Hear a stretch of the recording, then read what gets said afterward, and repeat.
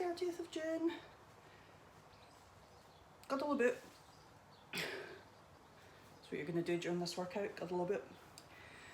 Right, so you've got a long EMOM, 7 minutes. Yes.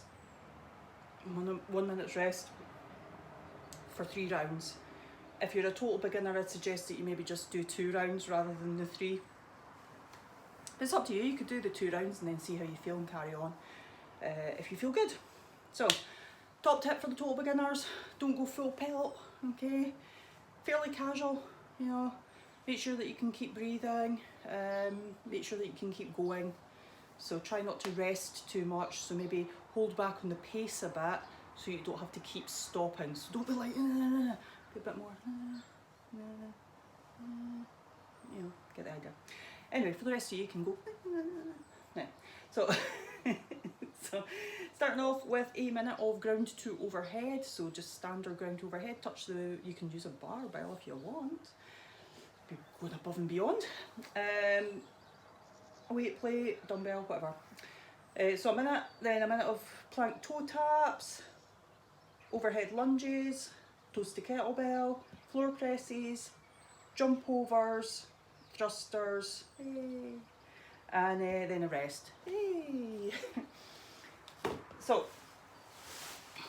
for the total beginners, I'm looking around for my phone, but I'm recording on it, so that's silly. For the beginners, a couple of subs in there, suggestions, which I'll just go through as I'm demoing this. So, ground to overhead. Let's use a dumbbell. So for your ground to overhead, touch the weight off the ground between your toesies.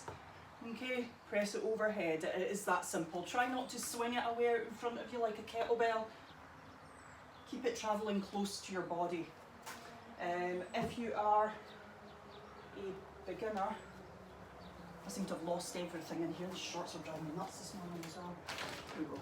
If you're a beginner, you could use something like a cushion or a little bag that you've stuffed with whatever weight. I've tied this one at the top so stuff doesn't fall out.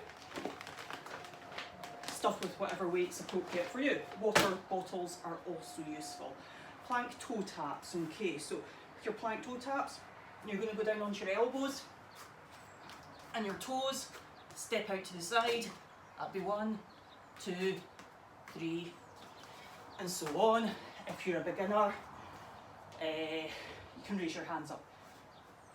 This t-shirt feels like it's out of control this morning. My clothes are out of control. Okay, my shorts are bad, my t-shirt's bad. I feel good. Bad clothes. Overhead lunges. So you can do this with one hand overhead, like so. Or you can do walking lunges if you've got the space. Both hands overhead, like so. Can be anything, any weight you want. Can be heavy, can be lighter. Just make a note in the SugarWOD app of what you used. If you're a total beginner, then I would suggest that you don't hold a weight overhead. You can definitely try the lunges. You might need to hold on to something when you're doing them, just for balance. You know, I've not got enough room. Hang on. Yeah. So you might want to hold on to something just to help yourself out there. Alternatively, sub it in step ups. And with the plank toe taps, you could sub in side bends. Although I quite like plank toe taps with your hands elevated, stick to that. Toes to kettlebell. It could be toes to anything. In fact, I'm going to try and use that bar because it's sitting there.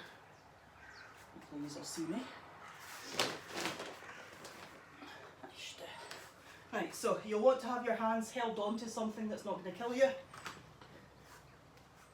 Like a lion. Don't hold on to a lion. Tiger, they're more. I think that's going to stay put. Okay, and your toes come up to the target. Hamstring flexibility. My hamstrings are a wee bit on the tight side. A lot on the tight side, and they don't normally feel like that. Hamstring flexibility is going to play a big part in how close you get to the object. So don't worry too much about it. Just get your feet as close as you can. If you get nowhere with that, then you could just do like leg raises to wherever you can get your here's a couple of options. So if you get nowhere near touching the object with your feet, then you could do leg raises, or you could do leg raises with a little hip lift. And that'd be quite a nice sub in there as well. That'll do. Right, aye, that's actually good. If you're a beginner, you could stick some side bends in there, or some leg liftovers. So leg liftovers would maybe be nice. So sit with your legs straight out in front of you, have an object to lift your feet up and over. Floor presses. You could do the floor presses with a bar if you want. I'm going to show you them with a dumbbell.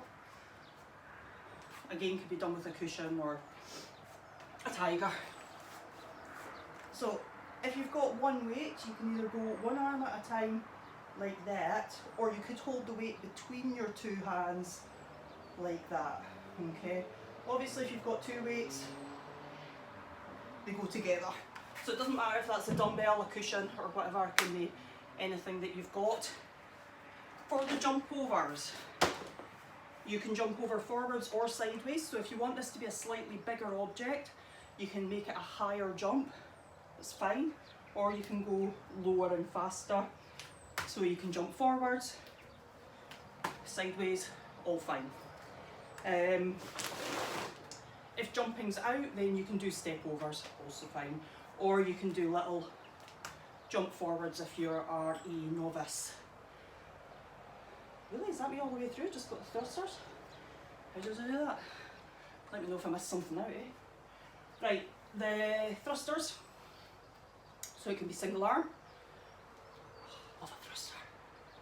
Single arm. Or it can be double arm.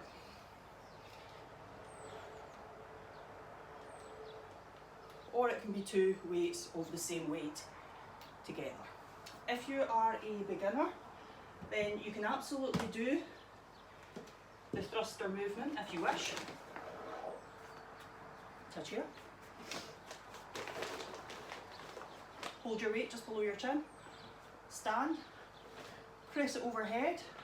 Bring it back down. Sit back down. That's it. Oh God. I feel like I made a bit of a mess of that, but don't know why I feel like that. It's all fine. I think I got through it so quick. So I'm going to stop talking before 8 minutes. 7:55. Bye.